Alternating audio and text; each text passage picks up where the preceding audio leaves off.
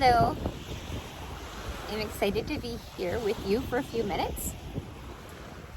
We are at Mission Beach, and believe it or not, this beach and this view is right off the road here in Kodiak. Right behind you is a little 2-lane road, and on the other side of the road is the area where we have our farmers market. And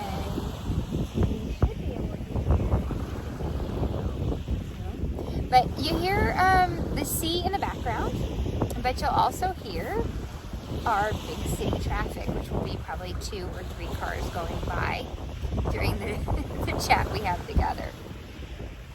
I wanted to go ahead and get us started today on our hat.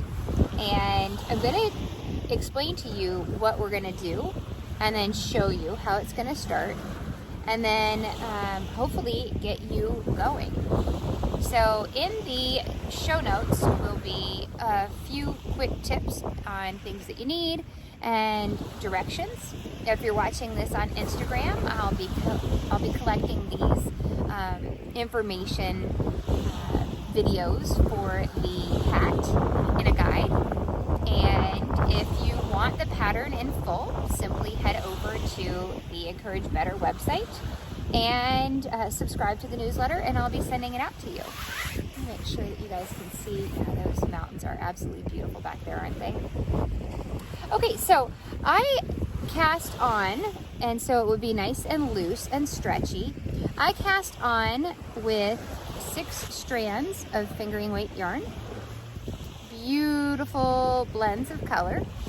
And you see them? And those are all held together as one strand. And what I did with that is I cast on 66 stitches using the long tail cast on method. And with that, what I did was cast on using a size 11. Generally, when I knit a hat, I like to cast on with a needle size larger than what I'm planning to knit with. I cast on and I work usually the first and perhaps the second round as well in the larger needle size. And it just gives a little bit of stretch for me. So it's a personal preference. Some people like their hat brims really tight. And then when we get started, after the first 2 rounds, I then switched over to my size 10.5, which is 6.5 millimeters. And that's what I found the gauge for. The gauge will also be in the notes below. And then I work in a very straightforward knit 1, purl 1, holding all of these strands together as one unit. And I just work in knit and purl rib, 1 by 1 rib. So knit, here's my knit stitch, here's my purl, all the way around. This hat has a rather large brim.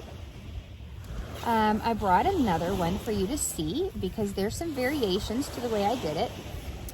This one has a lengthy ribbing and a lengthy body before the decreases. This has a lengthy ribbing for the brim and a short body before the decreases.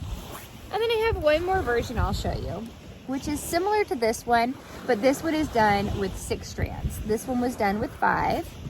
This one was done with 6. Again, really squishy, long brim, couple rounds in just stockinette, knitting every row, and then the decreases start.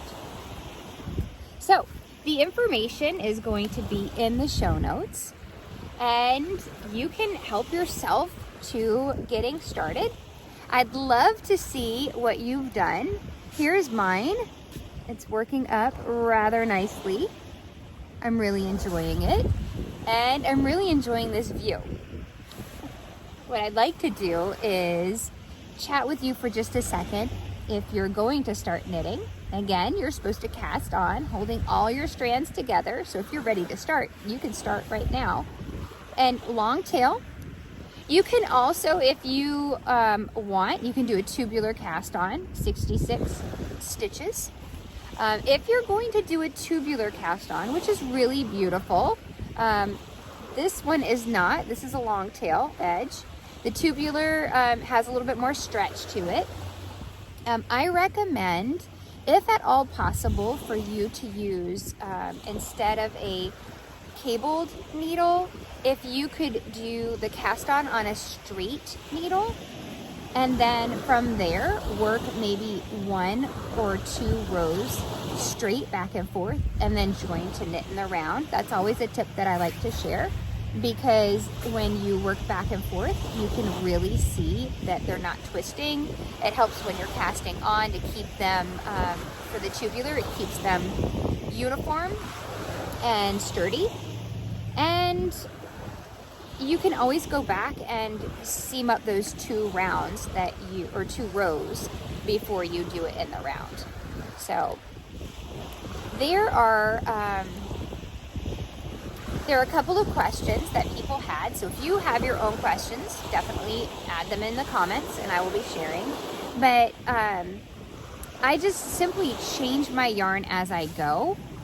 And one quick tip, and I'll share more in a blog post and another episode, another chat. When I am using non-superwash wool, I do a Russian join. And by that I mean I wet the ends, I rub them together with a lot of friction and heat, which I really could use right now. It's very cold out here. My hands, I don't know if you can see them, they're kind of pink. When I do that join, the Russian style join, or a wet join, a wet felted join, you don't have to worry about tying any knots. I don't really worry about, this is the inside. I just make sure when I'm joining, I tie a knot, and I do the knot as that P version, and then I trim the edges. You can't see it, and it's not a big deal. So my friends, that is pretty much in a nutshell what you need to get started. I'm going to take you up for a little bit of a walk so you can see more of the beach, and I hope that it'll bring some peaceful time for you.